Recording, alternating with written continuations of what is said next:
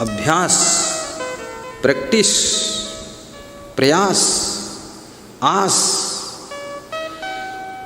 ये तुमको लक्ष्य में पास कर देती है। विद्यार्थी को मन की चंचलता से बचना चाहिए। आवश्यकता भर मोबाइल को यूज करे, फिर मोबाइल से भी बचना चाहिए। विद्यार्थी को गहरी नींद सोना भी चाहिए। 9-9 घंटे नहीं सोना चाहिए, 8 घंटे से ज़्यादा नहीं, 7 घंटे से कम नहीं। पढ़ने के समय पढ़ो, सोने के समय सो। मोबाइल में टाइम लॉस मत करो, मित्रों के साथ भी टाइम लॉस मत करो। विषय भोगों में रुचि मत लो। इंद्रियों की चंचलता से भी बचो, इंद्रियों को चंचल मत बनाओ। यदि तुम गर्ल हो तो बॉय की तरफ आकर्षित मत हो, यदि बॉय हो स्टूडेंट तो गर्ल की तरफ आकर्षित मत हो, क्योंकि ये सब काम शिक्षा प्राप्त करने के बाद जब विवाह होगा तब आकर्षण का कार्यक्रम प्रारंभ हो जाएगा। अभी तो अपनी शिक्षा में आकर्षित रहो, वही ठीक है। नहीं तो आपका चित्त बट जाएगा, मन बट जाएगा, दूसरी तरफ ध्यान चला जाएगा। और जवानी अवस्था में एक बार विषयों की तरफ, भोगों की तरफ मनुष्य का मन जब आकर्षित हो जाता है, बस उसका पूरा काम खत्म हो जाता है। फिर वो पागल हो जाता है, दीवाना हो जाता है, और फिर उसकी बुद्धि काम नहीं करती है, जिंदगी खो देता है, जिंदगी दांव पर लगा देता है, आत्महत्या कर लेता है, मर जाता है, मार देता है। पढ़ाई लिखाई, धन दौलत, बिजनेस, राजनीति सब सत्यानाश करके उन विषय भोगों के लिए जिनको कुत्ते, बिल्ली, पशु, पक्षी भी भोगते हैं, उन्हीं भोगों के लिए अपनी अनमोल मनुष्य की जिंदगी, जो इतनी महान जिंदगी मिली थी, उस जिंदगी को भोगों के लिए खो देता है और जीवन में कुछ भी नहीं कर पाता है। इसलिए जो विद्यार्थी सफल होना चाहता है, विद्या अध्ययन में IAS बनना चाहता है, MBBS करना चाहता है, टॉपर होना चाहता है, तो उसको मन को वश में करना चाहिए। मन संभालिए, मन को एकाग्र कीजिए। कितने स्टूडेंट निवेदन करते हैं कि मेरा मन बड़ा चंचल है, मेरा मन पढ़ने में नहीं लगता है। क्यों नहीं लगता है? क्योंकि आपका मन कहीं और लग गया है, इसलिए पढ़ने में नहीं लग रहा।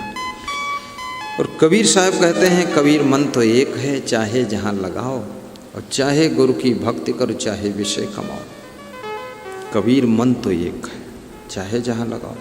जैसे संत महात्मा हैं, इन्होंने अपने मन को भक्ति में लगाया, संन्यास में लगाया, गुरु सेवा में लगाया, वैराग्य में लगाया। तो इनके पास में अब मन बचा ही नहीं कि दुनियादारी में लगाएं, लग गया। अब मन को जहाँ लगाओगे वहाँ की रिजल्ट लाना शुरू कर देता है। अगर मन को गुरु के चरणों में लगा दिया आपने, तो आपका मन ज्ञानी हो जाएगा, मन समझदार हो जाएगा, मन संस्कारी हो जाएगा, मन में विवेक जागृत हो जाएगा। फिर मन चंचलता नहीं करेगा, मन शांत रहेगा, मन प्रसन्न रहेगा।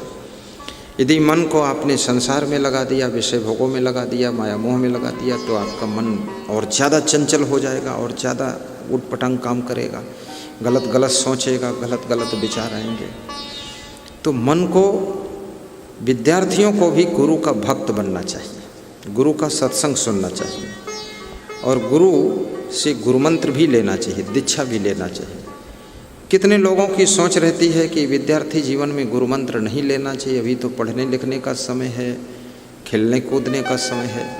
ये गुरुमंत्र पढ़ने लिखने से मना नहीं करता है, बल्कि पढ़ने लिखने में तुम्हारे मन को एकाग्रता प्रदान करता है। ये गुरुमंत्र आपको आपके भौतिक जीवन के लक्ष्यों को पूर्ण करने में भी हेल्प करता है। ये गुरुमंत्र ऐसा नहीं है कि आप गुरुमंत्र ले लोगे तो पढ़ाई बंद हो जाएगी, शादी बंद हो जाएगी, बच्चों को जन्म देना बंद हो जाएगा, बिजनेस बंद हो जाएगा, राजनीति बंद हो जाएगी, आपका विकास बंद हो जाएगा। ऐसा नहीं हो सकता है। ये भूल क्यों करते हो? गुरुमंत्र लेने से अगर अभी आप विधायक हैं तो मिनिस्टर बन जाएंगे, गुरुमंत्र लेने से अगर आप सांसद हैं तो केंद्र में मंत्री बन जाएंगे। गुरुमंत्र लो तो देखो तो सही, गुरु का भी तप उसमें लग जाएगा, गुरु का सहयोग मिल जाएगा। गुरुमंत्र लोगे, अभी आप पढ़ रहे हैं, फिर IAS क्रॉस कर जाएंगे, गुरु में मन जोड़ो तो सही, मन जुड़ जाएगा, आगे बढ़ जाएंगे आप, उन्नति कर जाएंगे। क्योंकि गुरु कोई साधारण चीज नहीं है। भगवान श्री राम ने भी गुरु की शरण लिया था। विश्वामित्र और वशिष्ठ, गुरु और सदगुरु, और उनकी कृपा से राम जी में सुधार होता गया, संस्कार बदलते गए। अन्यथा मन तो किसी का बिगड़ सकता है। भगवान बनने की सामर्थ्य हर इंसान में होती है। शैतान बनने के दुर्गुण हर इंसान के अंदर छुपे रहते हैं। महान बनने के सद्गुण सबके अंदर छिपे रहते हैं। लेकिन संयोग कैसा मिला, वातावरण कैसा मिला, ज्ञान कैसा मिला, सहारा कैसा मिला, गुरु कैसे मिल गए, वैसा आपके अंदर वो सब प्रकट हो जाएगा। जो बीज रूप में पड़ा है वो वृक्ष बन जाएगा, पुष्पित पल्लवित हो जाएगा, फलित हो जाएगा, और आपका जीवन बहुत ही धन्य हो जाएगा, खुशहाल हो जाएगा। इसलिए गुरु से ज्ञान लेना चाहिए। गुरु से ज्ञान लेना चाहिए और गुरु से मंत्र भी सुनना चाहिए। विद्यार्थियों को भी, अफसरों को भी, और कृषकों को भी, किसानों को भी, और साथ में गृहस्थों को भी गुरु मंत्र सुनना चाहिए। क्योंकि गुरु मंत्र के बिना आपका मन स्वतंत्र रहेगा। गुरु से मंत्र अवश्य लीजिए और अच्छा गुरु ढूंढिए। ऐरे गहरे नत्थु खैरे लगैरे पगैरे वगैरह गुरु नहीं, अच्छा गुरु ढूंढिए। ढूंढते रहिए, खोज करते रहिए, तलाश करते रहिए। कितने लोग तो ऐसे मिलेंगे जो गुरुओं की निंदा करते हुए मिलेंगे। अरे तुम कहाँ गुरुओं के चक्कर में पड़ रहे हो, कहाँ गुरु ढूंढ रहे हो, कहाँ वहाँ जा रहे हो, अभी देखा नहीं तुमने, उनको देख लो, वो एक वहाँ वाले साधु थे, वो फंस गए, वो फंस गए, वो फंस गए। तो उनसे पूछो तुम छूटे हो क्या? जो जेल के बाहर हैं वो क्या कोई महान सब लोग हैं? ये महान लोग हैं जेल के बाहर। ये तो 10 जेल के अंदर जाने वाले हैं। ये ऐसे दुष्ट हैं, ये जेल के बाहर जो घूम रहे हैं बस पकड़ में नहीं आए। और जेल के अंदर जो हैं वो क्या सब बड़े अपराधी हैं? नहीं, बहुत लोग तो झूठ फंसाए भी गए हैं। बहुत लोग झूठ फंसाए गए हैं, झूठे केस में फंसाए गए हैं, और बहुत लोगों के ऊपर झूठा मुकदमा चल रहा है। अब कौन उसकी छानबीन करे कि झूठ क्या है, सच क्या है? जज के पास में जो फाइल पहुंचती है उस पर वो डिसीजन दे देता है।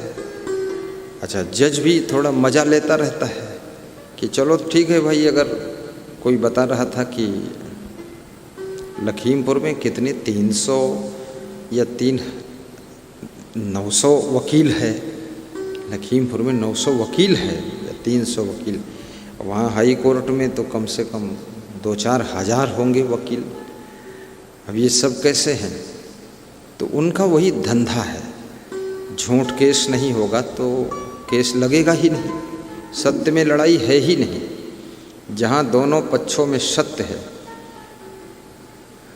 तो वहाँ लड़ाई नहीं होती है, वहाँ बहुत शांति रहती है।